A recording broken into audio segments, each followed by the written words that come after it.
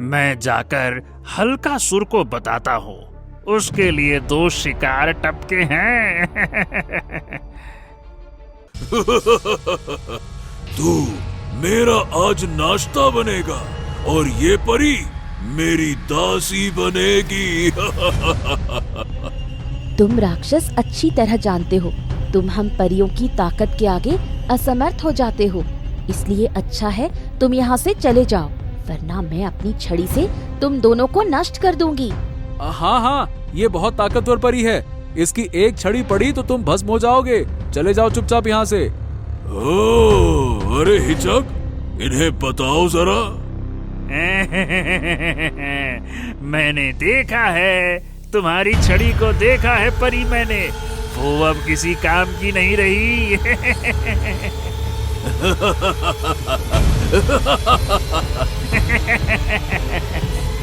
ओह नहीं, अब हमें कोई नहीं बचा सकता। और नहीं तो क्या, तुम्हें अब कोई नहीं बचा सकता।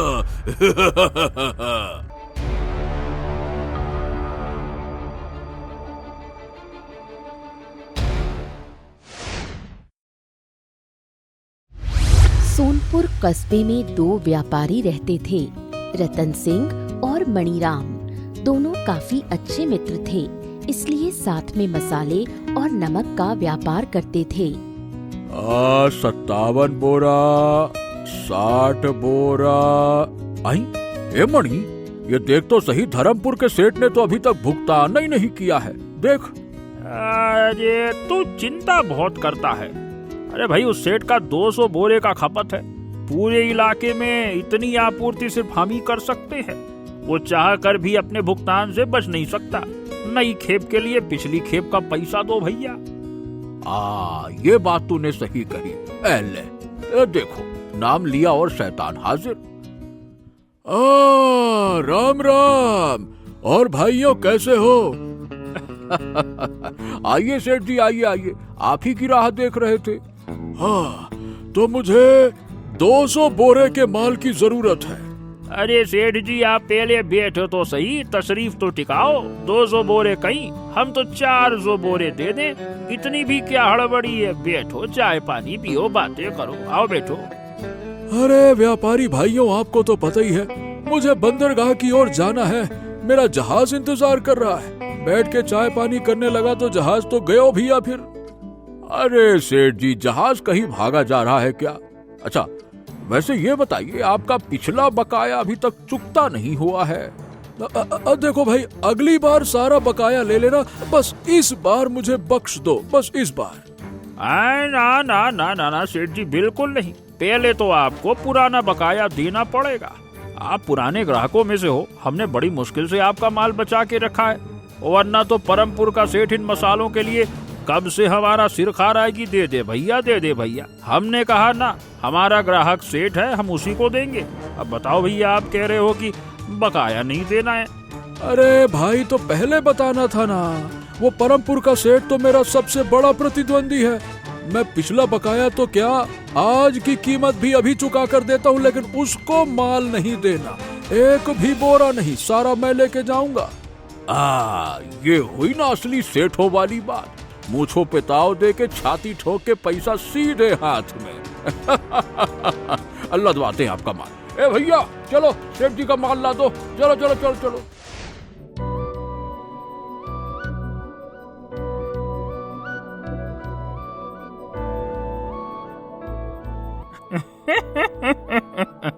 देखा रतन, कैसे अपने प्रतिद्वंदी का नाम सुनकर जेब ढीली कर गया, देखा।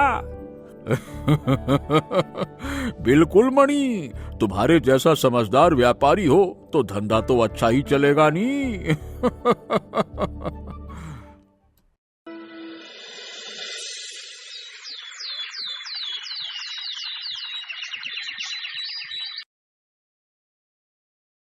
रतन सिंह का एक छोटा बेटा था किशन। मणिराम की एक बेटी थी शोभा। किशन कोई न कोई बहाना ढूंढकर शोभा से मिलने चला जाया करता था। कोई है?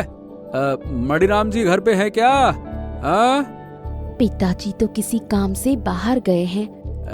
दरअसल उनसे नहीं, मुझे आपसे काम है। तुम्हें मुझसे क्या काम है किशन? शोभा, बात यह है कि मैं तुमसे प्रेम करता हूँ।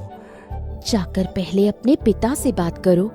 अरे वो तो तुम्हारे पिता के साथ ही गए हैं ना, तो मैं कैसे बात करूँगा? अच्छा, तो तुम्हें पता था पिताजी घर पर नहीं है? तुमने इस महीने 20वीं बार मुझसे मिलने के लिए झूठ बोला। जाओ। अरे तो वो इसीलिए क्योंकि मैं तुमसे प्रेम करता हूँ, इसीलिए तो जाकर पहले मेरे पिता से बात करो। मणिराम का नौकर मुरारी ये सब देख रहा था। वो मन ही मन मुरारी की बेटी शोभा से विवाह कर मणिराम की संपत्ति हथियाना चाहता था। मुरारी अपने दोस्त चंदू के पास पहुंचा।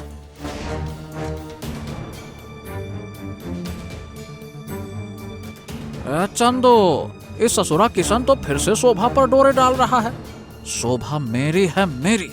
मैं उसे किसी और की होने ही नहीं दूंगा। इस किशन का कोई ना कोई तो उपाय करना होगा। क्या कहता है चंदू, क्या किया जाए? अबे उपाय के बच्चे, तू ठहरा एक मामूली नौकर। अगर इन दोनों की शादी हो भी जाएगी तो तू इन्हें कैसे रोकेगा? मैंने कहा कि शोभा मेरी है मतलब मेरी है। मैं उसे पाने के लिए कुछ भी कर सकता हूँ। ऐसा? तो सुन मुरारी, तू बड़ी पहाड़ी पे रहने वाली औरत के पास जा, वही तेरा उपाय कर सकती है। उससे मिल तू। दोनों मुरारी और चंदू बड़ी पहाड़ी वाली औरत के पास गए। हाँ चंदू, हम यहाँ आ तो गए हैं, लेकिन वो औरत कहाँ है? मुझे कौन ढूंढ रहा है? मैं अच्छे से जानती हूँ तुम दोनों यहाँ क्यों आए हो। तुम दोनों में से जो अपनी नीयत साबित करेगा, मैं उसी की इच्छा पूरी करूँगी। अरे चल मुरारी, चलते हैं यहाँ से। मुझे डर लग रहा है। चल चल चल चल चल। चंदू, मेरे मित्र, मेरे सखा, मुझे माफ करना। माफ करना मतलब? मुरारी गुस्से और लालच में आकर चंदू को औरत की तरफ धक्का दे देता है और औरत पलक झपकते ही चंदू को अपनी जादुई शक्तियों से कैद कर लेती है। हाँ, देखो मैंने इसे तुम्हें भेंट चढ़ा दिया है। अब तुम मेरी इच्छा पूरी करो। तू तो बड़ा पापी है रे। बोल, तेरी क्या इच्छा है? हाँ, मुझे किशन को अपने रास्ते से हटाना है। अच्छा, ये ले तू। अपने मालिक के भाई को ये खिला देना। वो किशन को तुम्हारे रास्ते से हटाने में तुम्हारी मदद करेगा। औरत इतना कहते ही गायब हो गई।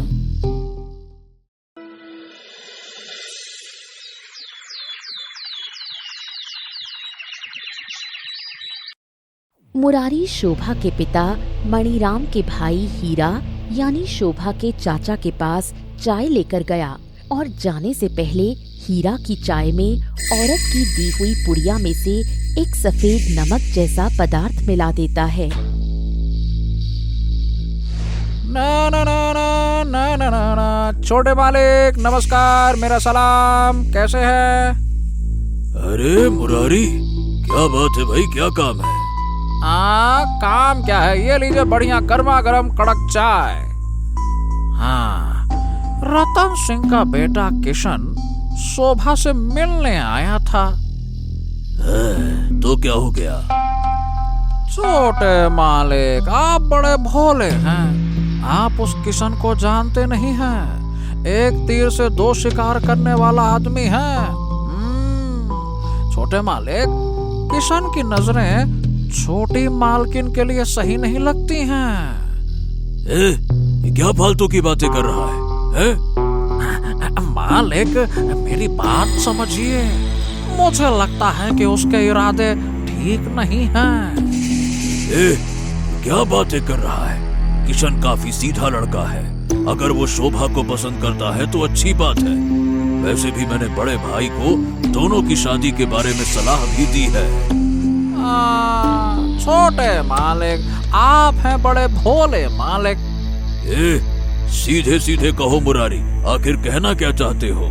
छोटे मालिक, यही कि रतन सिंह और उसका बेटा दोनों हैं बड़े चालाक। वो शोभा से शादी करके सारे व्यापार को अपने कब्जे में करना चाहते हैं। गणित को समझो। अरे क्या बकवास पे बकवास किए जा रहा है तू? हैं? हाँ मालिक, मैंने उन्हें ये बात साफ कहते हुए सुना था। एक बार मणिराम की बेटिया हाथ आ गई तो सारा धंधा अपना। एक तीर से दो निशाने।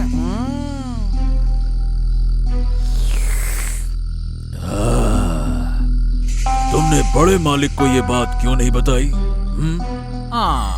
बड़े मालिक भला अपने दोस्त पर कभी शक करेंगे क्या? बताइए भला। मालिक, मैं क्या कहता हूँ कि वो कोई चाल चले, उससे पहले आप ही एक चाल चलो। कैसी चाल? हाँ, मैं बताता हूँ। देखो मालिक, किशन को बुलाकर हम दोनों उसे रास्ते से हटा देते हैं। ना रहेगा बांस, ना बजेगी बांसुरी। इस तरह मुरारी मणिराम के भाई को फुसला लेता है। अगली सुबह किशन उनके घर पहुंचता है। बाहर मुरारी उसका इंतजार कर रहा था। प्रणाम मालिक, कैसे हैं? मुरारी, क्या शोभा घर पे है? वो ये शोभा का नाम इसके मुंह से बिल्कुल अच्छा नहीं लगता है। मन करता है कि इसका मुंह तोड़ दूं। मालिक, छोटे मालिक हीरा जी के साथ फूल तोड़ने पास वाले जंगल में गई हुई हैं। अच्छा, चलो ठीक है, फिर मैं कुछ देर से आता हूँ। और कुछ देर बाद क्यों, आप अभी चलिए। छोटी मालकिन ने कहा है कि किशन जी आए तो उनको जंगल ले आना। मैंने कहा ठीक है, आने तो दो, मैं ले आऊंगा। अच्छा, ऐसा कहा क्या उसने? हाँ, मैं झूठ क्यों बोलूंगा। उन्होंने कहा तुरंत ले आना। अब सुबह से शाम वो आप ही के तो गुण गाती हैं भैया। लेकिन कहने से शर्माती हैं, समझ रहे ना आप? चलो फिर, देर किस बात की है, चलो आओ चलते हैं। दोनों जंगल की ओर चल पड़े। अरे ये बताओ मुरारी, तुमने मुझे पहले क्यों नहीं बताया? हाँ, मालिक, छोटे मुंह बड़ी बात हो जाती। अब बंदा क्या ही मुसीबत मोल ले, भला जुबान का क्या भरोसा। ये भी ठीक है। तभी सामने एक खाई आ जाती है। अरे किशन बेटा। पाए लागू हीरा चाचा, शोभा कहीं दिखाई नहीं दे रही, कहाँ है वो? अरे बेटा देखो ना, वो मेरी बात ही नहीं सुन रही है।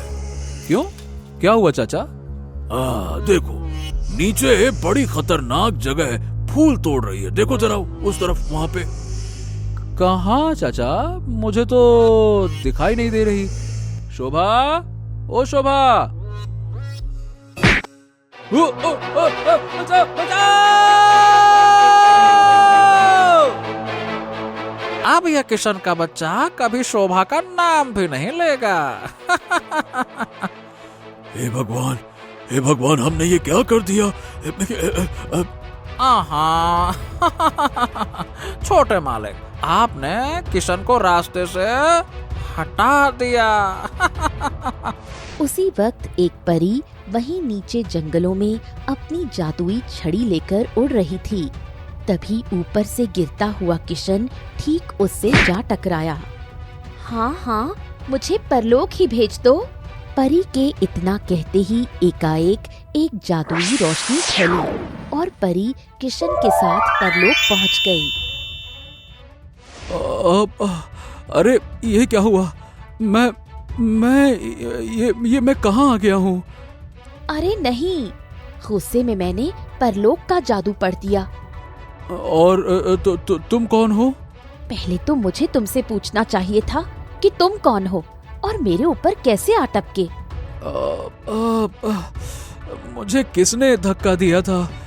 मुझे चक्कर आ रहा है। मुझे तो बहुत गुस्सा आ रहा है, लेकिन परी माँ ने कहा था गुस्सा परियों को शोभा नहीं देता। क्या परी? क्या बात कर रही हो? क्या तुम सच में परी हो? लगता है तुम धीमी बुद्धि के हो। पहले तुम्हें मैं पृथ्वी लोक ले जाऊंगी, उसके बाद मैं अपने परी लोक। ये क्या कर दिया तुमने? तुम सीधे मेरी छड़ी पर गिरे थे, इस वजह से मेरी छड़ी टूट गई। अब हम यहाँ परलोक में फंस चुके हैं। देखो, मुझे माफ कर दो। अब हम यहाँ से कैसे निकलेंगे? वैसे ये जगह क्या है? कहाँ, कौन सा गांव है ये? अरे इंसान, ये परलोक है। इंसान की आत्मा यहाँ मरने के बाद आती है। क्या? अरे ये क्या बात कर रही हो? यानी कि मैं मर चुका हूँ मैं, हैं? देखो, तुम्हारे सवाल का जवाब देने से बेहतर उपाय मेरे पास है। हाँ हाँ हाँ, बोलो। जिंदा रहना है तो तुम मेरी बात कान खोल कर सुन लो। 2 बातें हैं, मगर हैं 3। पहले, जो मैं कहूँ वही करना। दूसरी, अपना मुंह बंद रखना। और तीसरी? तीसरी, कि ये दोनों बातें याद रखना। अच्छा ठीक है, हाँ हाँ, मैं समझ गया, ठीक है। हम यहाँ बड़ी मुश्किल में पड़े हैं। मेरी छड़ी को एक देव ही ठीक कर सकता है। वो इसी लोक में रहता है, लेकिन मुझे उसका नाम याद नहीं आ रहा। क्या बात कर रही हो? क्या ये कोई परीक्षा है? परीक्षा? अरे हाँ, उस देव का नाम अधिराज है। हमें उसे यहाँ ढूंढना होगा। हाँ हाँ हाँ, चलो उसे ढूंढते हैं। उस दुष्ट मुरारी और हीरा चाचा ने मुझे मारने की कोशिश की है। मेरे घर वाले परेशान होंगे। मुझे हर हाल में अपने घर पहुंचना ही होगा। चलो हम चलते हैं।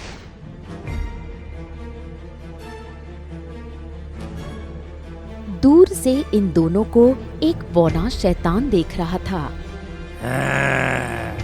मैं जाकर हल्का सुर को बताता हूँ, उसके लिए 2 शिकार टपके हैं। अच्छा, मैं क्या कह रहा हूँ, मुझे एक बात बताओ। इंसान, देखो, तुम अपना मुंह बंद रखो। मैंने कहा ना, मुझे गुस्सा मत दिलाओ। परियों को गुस्सा शोभा नहीं देता। शोभा? हाँ, इसी नाम से तो मुझे प्यार है। हाँ शोभा, मैं उसे इतना याद कर रहा हूँ कि मैं क्या कहूँ। मैं तो उसके प्रेम में पागल हूँ। क्या प्रेम? मैंने इंसानों के प्रेम के बारे में सुना है। कहते हैं इंसानों का प्रेम सख्त से सख्त पत्थर को भी पिघला देता है। तुमने बिल्कुल गलत सुना है। पत्थर तो क्या, आजकल किसी का दिल पिघलाना भी प्रेम के बस की बात नहीं है। मैं हैरान हूँ। कहते हैं ईश्वर ने इंसान को प्रेम करने के लिए ही बनाया है। प्रेम करने के लिए भी तो सामने वाले की रजामंदी होनी चाहिए ना। अकेले अकेले प्रेम करने से क्या होता है? प्रेम निस्वार्थ भाव से करना चाहिए, तभी उसका फल मिलता है। काश मुझसे भी कोई प्रेम करता, लेकिन हमारे परीलोक में केवल नियम और उसका पालन करना होता है। बाप रे, कैसी जालिम दुनिया है।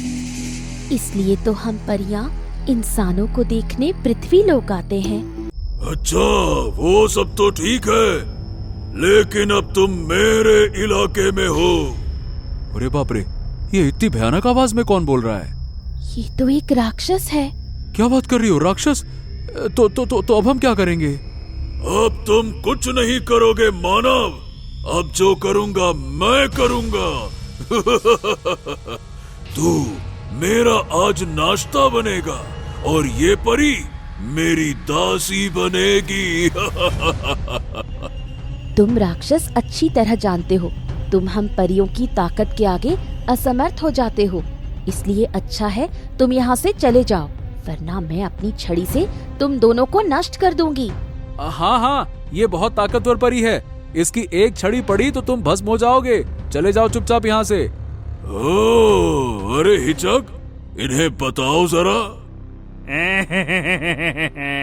मैंने देखा है, तुम्हारी छड़ी को देखा है परी मैंने। वो अब किसी काम की नहीं रही।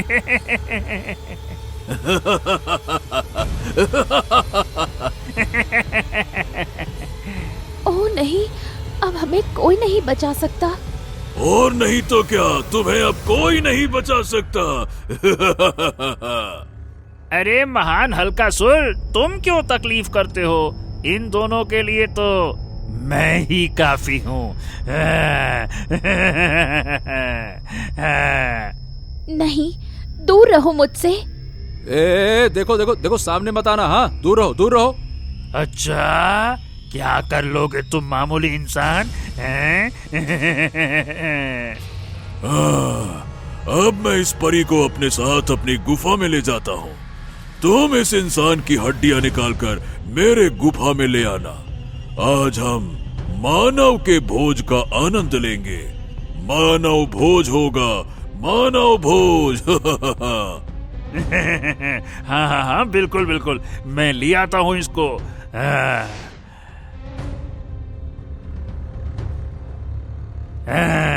अब तुम यहाँ से बचकर नहीं जा सकते मानव। अरे मैं ये कहाँ फंस गया?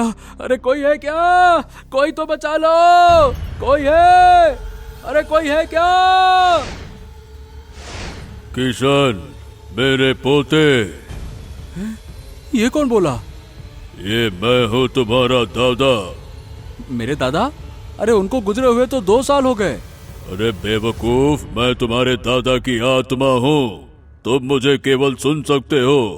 हम सारे पुरखों ने देखा कि हमारे खानदान के इकलौते चिराग के साथ अन्याय हुआ है। इसीलिए हम सारे पुरखों ने तुम्हें अपनी शक्ति कुछ समय के लिए देने का फैसला किया है। क्या? यानी कि मैं उस राक्षस से लड़ सकूंगा?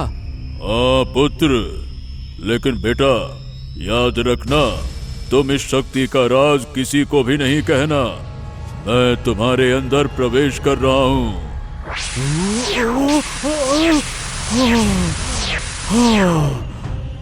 मैं समझ गया दादाजी, सब समझ गया मैं। ये मानव अपने आप से क्या बड़बड़ा रहा है?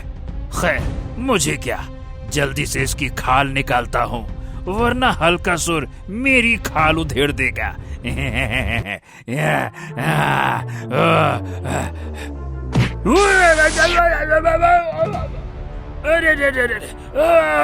अरे मार डाला, ये इंसान है या कोई राक्षस? ये तो हल्कासुर से भी तेज घूंसा मारता है।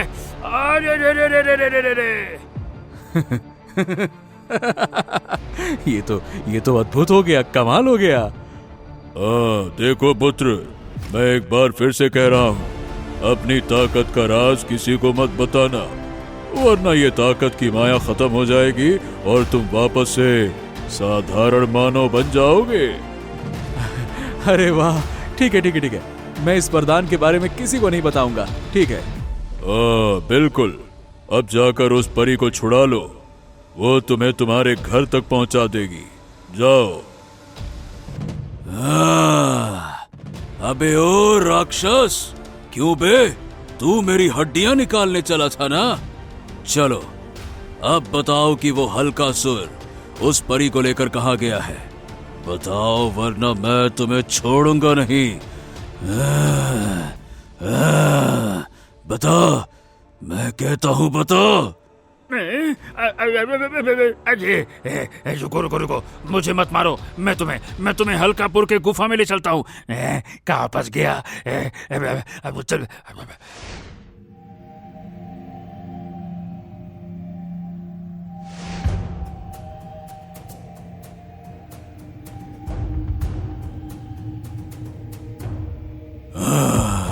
आज तो गर्मा गर्म मानव मांस खाऊंगा और इस परी को अपनी दासी बनाऊंगा।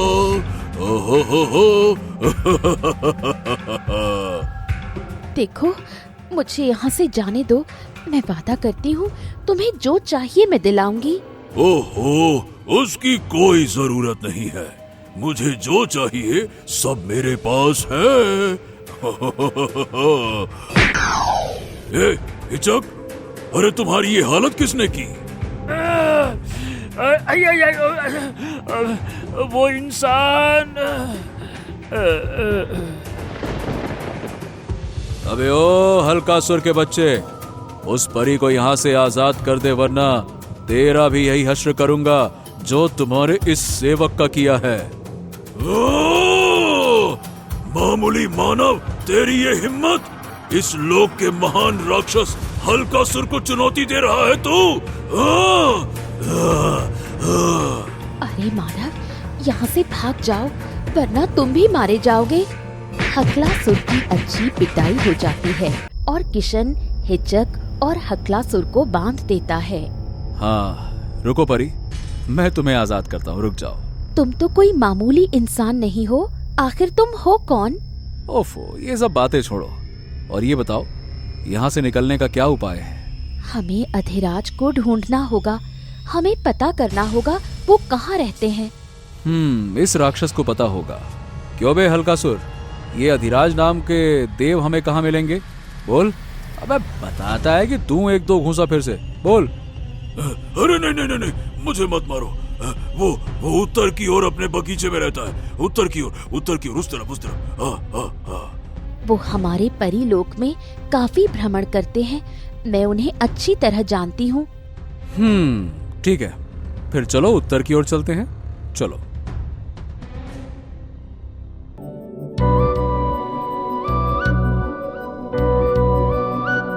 किशन और परी चलते चलते उस बाग में पहुंचते हैं जहां अधिराज नाम के वो देव रहते थे। कौन है वहाँ पे? अधिराज जी, मैं परीलोक की एक परी हूँ। परीलोक की परी इस परलोक में क्या कर रही हो? माफ कीजिएगा अधिराज जी, लेकिन हमें अपने लोक वापस जाना है। तू मामूली मानव है और हमसे जबान लड़ाने की तूने जरूरत कैसे की? अधिराज देव, हम दोनों साथ में हैं। मेरी जादुई छड़ी टूट गई है, कृपया उसे अपनी दिव्य शक्ति से ठीक कर दीजिए। अच्छा, लाओ ये छड़ी हमें दो, लाओ। आपका बहुत बहुत धन्यवाद। लाइए, ये छड़ी मुझे दे दीजिए, हम यहाँ से लौट जाएंगे। अरे इतनी भी क्या जल्दी है? तुम दोनों मेरे पास आए हो, मुझे अपने अतिथियों का सेवा करने का सौभाग्य तो दो। जी हम कुछ समझे नहीं। रुको, अभी हम समझाते हैं।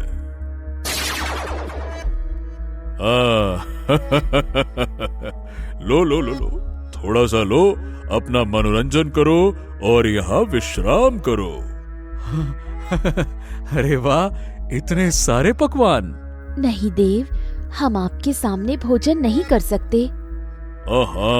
घबराओ नहीं, मनोरंजन करो, विश्राम करो। अरे थोड़ा सा पकवान चखने में क्या बुराई है? देव, मुझे मेरी छड़ी सौंप दीजिए।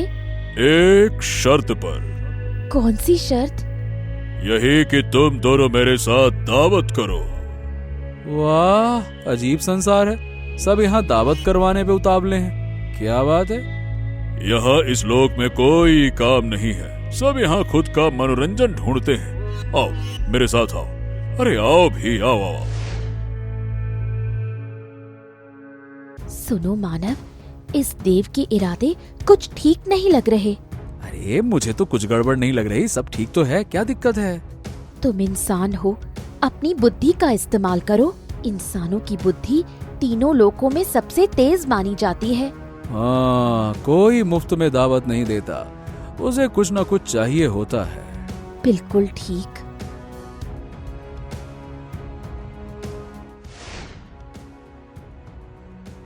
हे सर्व सुंदरी परी लोक की परी, ये शरबत पियो।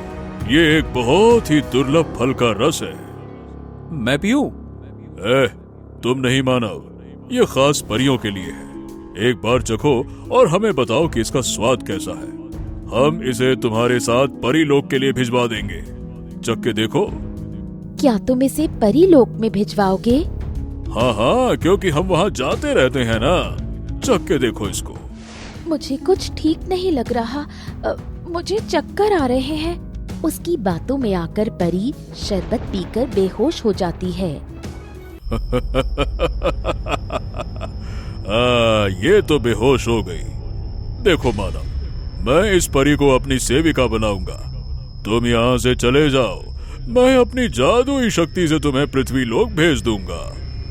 ओह, देखो ऐसा है कि तुम जो कोई भी हो, पर परी मेरी जिम्मेदारी है और ये मेरे कारण यहाँ फंसी है। मैं इसे तुम्हारे लिए नहीं छोड़ सकता। ओहो, क्या बात है अकड़ देवर, तुम तो अद्भुत आत्मविश्वासी निकले, लेकिन अफसोस कि तुम हमारा मुकाबला नहीं कर सकते।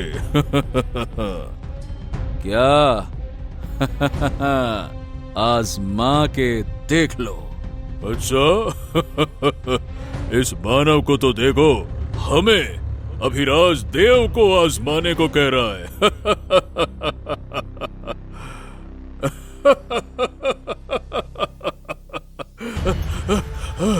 अरे बाप रे बाप, ये हंसते हंसते तो मेरी आंखों में आंसू आ गए। अगर मुझे यहाँ एक नौटंकी वाले की जरूरत होती तो मैं तुम्हें जरूर रख लेता।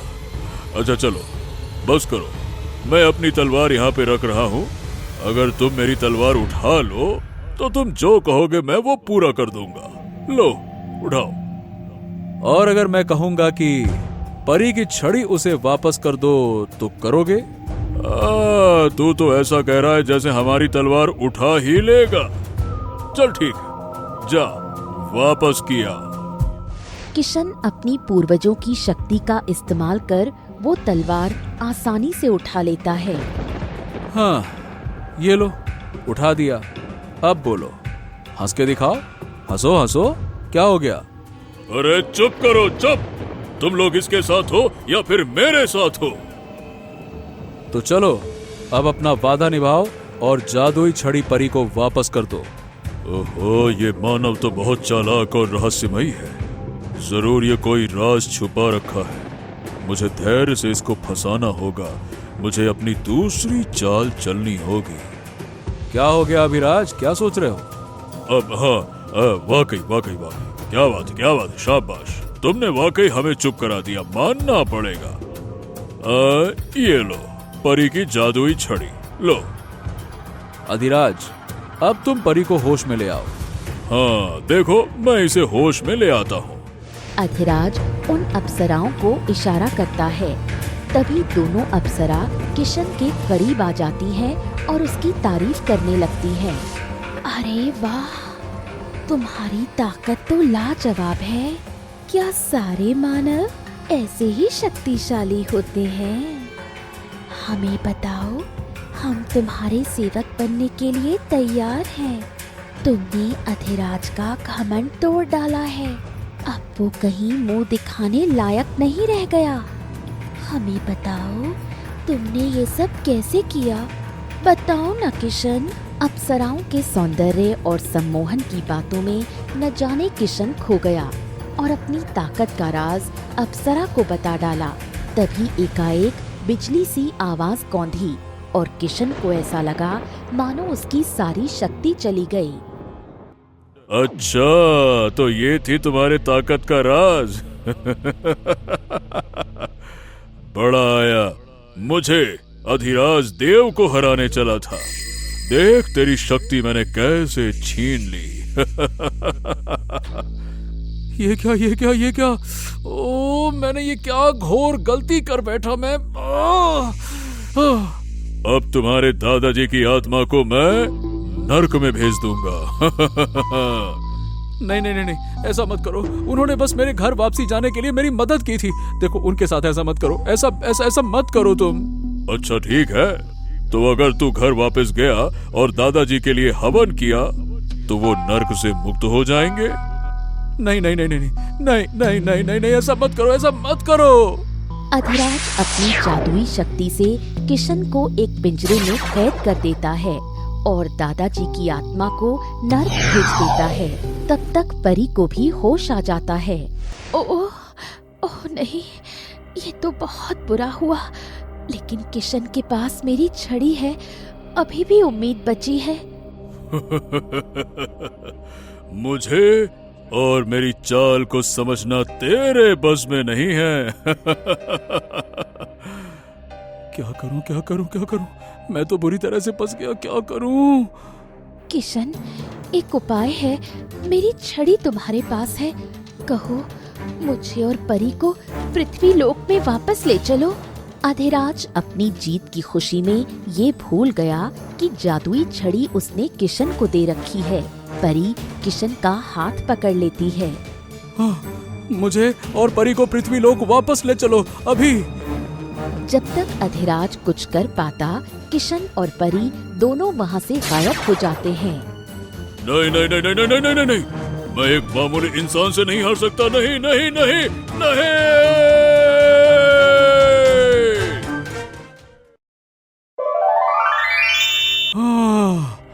बाप रे, जान बची तो लाखों पाए।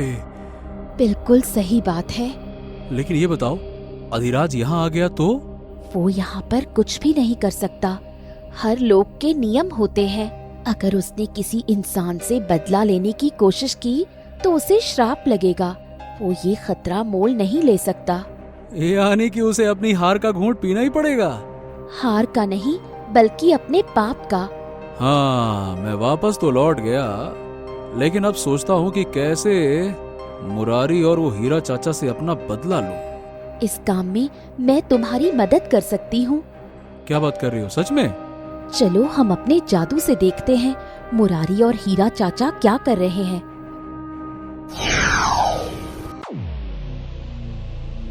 ए मुरारी, तुम मुझे धमकी दे रहे हो? हाँ, और नहीं तो क्या। मैं कहता हूँ मेरी शादी शोभा से करवा दो, वरना सबको बता दूंगा कि तुमने और मैंने मिलकर किशन को रास्ते से हटा दिया। हाँ। अरे नहीं नहीं नहीं नहीं, मेरा बड़ा भाई मुझे जिंदा नहीं छोड़ेगा। छोड़ूंगा तो मैं भी नहीं छोटे मालिक। बड़े मालिक के लौटने से पहले मेरी शादी शोभा से हो जानी चाहिए। ओह, मेरे पास और कोई चारा भी नहीं है। मुरारी और हीरा शोभा को पकड़कर मंदिर की ओर ले जाने लगे। ओह, तो ये सारा सब कुछ मुरारी का किया धरा था। अब क्या करोगे किशन? मैं जाकर शोभा की जान बचाऊंगा। अच्छा परी, मैं तुमसे एक मदद मांगना चाहता हूँ। कहो। देखो, मैं मंदिर जा रहा हूँ, तो मेरे और शोभा के पिता को वहाँ बुला लाओ बस। चाचा, ये आप क्या कर रहे हैं मुझे? बेटा बेटा, मैं मजबूर हूँ बेटी। पापा पापा पापा पापा। शोभा, अब तुम सिर्फ मेरी होगी। ए, रुक जाओ रुक जाओ रुक जाओ। शोभा को बचाने मैं आ गया हूँ ना। किशन, मुझे बचा लो। तभी परी अपनी जादुई शक्ति से रतन सिंह और मणिराम के साथ मंदिर पहुंची। अरे ये यहाँ हो क्या रहा है? ए हीरा, फौरन शोभा को छोड़ दे, छोड़ उसको। अरे बाप मालिक, मैं तो यहाँ से चला। छोड़ो छोड़ो छोड़ो मुझे। अरे कहाँ भाग रहे हो मुरारी, रुक जा। क्यों मारा मुझे, क्यों मारा है? मैं शोभा से शादी करके मणिराम की संपत्ति हथियाना चाहता था, इसीलिए। और अब तुम्हारा फैसला सेठ मणिराम ही करेंगे। किशन को जिंदा देख मुरारी और हीरा अपना जुर्म कबूल कर लेते हैं। मणिराम दोनों को गांव से बाहर निकाल देता है। अच्छा, ये तो बहुत अच्छा हुआ कि हम लोग सही वक्त पर यहाँ पहुँच गए। क्यों रतन? लेकिन ये बताओ, हम यहाँ पहुँचे कैसे? हम तो वही 57-58 गिन रहे थे। किशन सभी लोगों को अपने परलोक की यात्रा के बारे में बताता है। सभी लोग परी का धन्यवाद करते हैं। हाँ, हम अपने पूर्वजों की आत्मा को नर्क से बचाने के लिए आज ही यज्ञ करेंगे, और आज के बाद से हम उनकी आत्मा की शांति के लिए हर साल यज्ञ करेंगे, ताकि उनकी कृपा हम पर बनी रहे।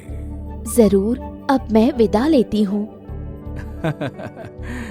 हमारा परलोक का सफर काफी रोमांचक रहा। मुझे बहुत अच्छा लगा मिलकर। हाँ, मैं तो इस सफर के अनुभव को अपनी याद में सदा संजो कर रखूंगी। हाँ, मैंने इस सफर में काफी कुछ सीखा। लोगों की बातों में आसानी से नहीं आना चाहिए, ये सबसे बड़ी सीख है। मैंने भी ये बात सीखी। कुछ लोग अपने मनोरंजन के लिए मजबूर लोगों का फायदा उठाते हैं। दोनों विदा लेते हैं और परी वापस अपने परी लोक में लौट जाती है। किशन की समझदारी और साहस से सच सामने आ गया। मुरारी और हीरा को उनकी गलती की सजा मिली और उन्हें गांव से बाहर भेज दिया गया।